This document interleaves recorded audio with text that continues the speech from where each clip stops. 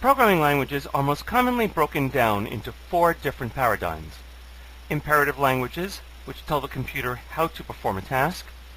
Functional languages, which write algorithms as function definitions. Declarative language, which specify a set of declarations. And object-oriented languages, which allow for the creation and the use of classes of objects. Imperative languages give a series of commands to the computer, telling it what to do in gory detail. It is based on the concept of a machine state, that we know the values stored in all memory locations that are relevant to the program. Imperative languages allow for some structure, including if-then-else constructions, loops, and even subprogram calls. Most of the more popular non-object-oriented languages are imperative, including Fortran, COBOL, C, and so on. Functional programming languages look at the program as a set of functions that produce one result or another. The key question that functional programs ask is, given the data and given the function, what will it produce? And as we would expect, each statement looks exactly like a function call. Lisp, Scheme, and ML are examples of functional languages. To get a good idea of the difference, let's look at a program or a function in Scheme to find the greatest common divisor of two numbers. If the second parameter v is 0, our answer is the first parameter u. Otherwise, the answer is the greatest common divisor of v and u mod v. It's pretty clear that this is recursive, and it's equally clear that this is very close to the formal mathematical definition for greatest common divisor. This rigor is what makes functional programming popular with those who prefer it. We can do the same thing in C++. Arguably, it might seem more readable to those more used to imperative programming than functional programming, and it can be converted to an iterative algorithm if one wished to do so. Declarative languages are rule-based, and they perform checking to determine if a particular condition is true, and if and when a condition is true, it carries out the appropriate actions.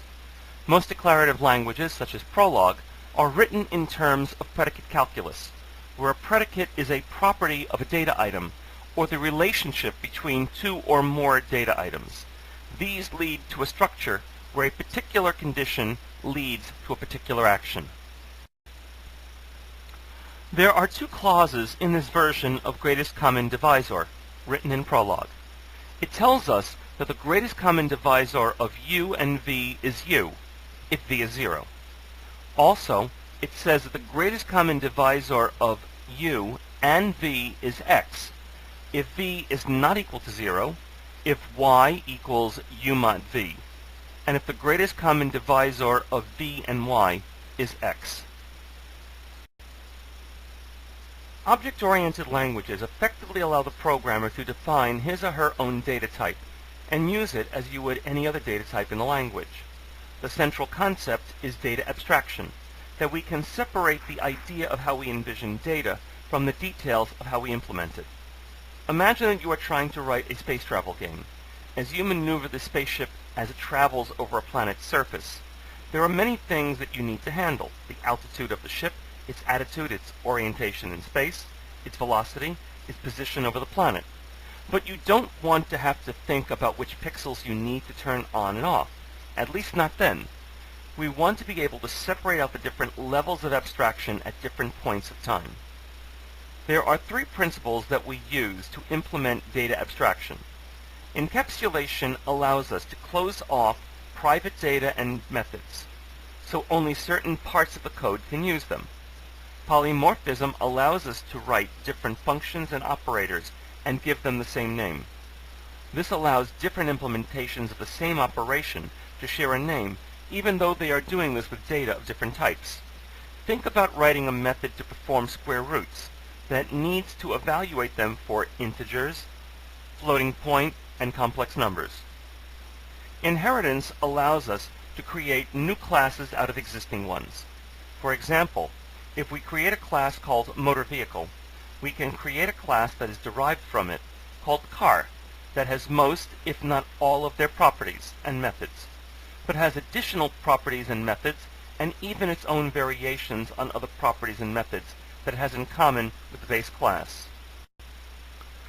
You see an example of this here in Java, where the class contains several methods that allow us to use the greatest common divisor program.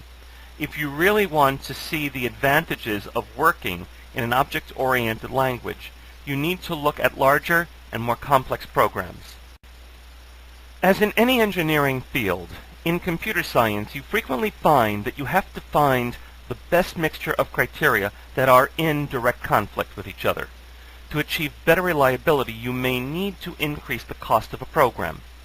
In APL, and in a few other languages, writability and expressivity may conflict with readability. This is especially true in APL, where you can write a program to do a complex calculation in 15 minutes late one afternoon, but not be able to understand what you wrote the following morning.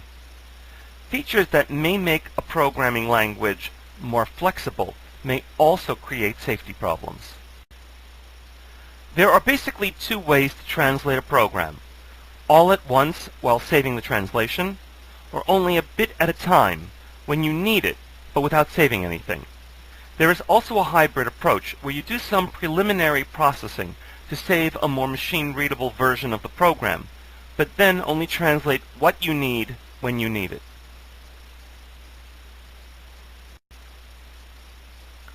What you see here is compiling, where we translate the entire program.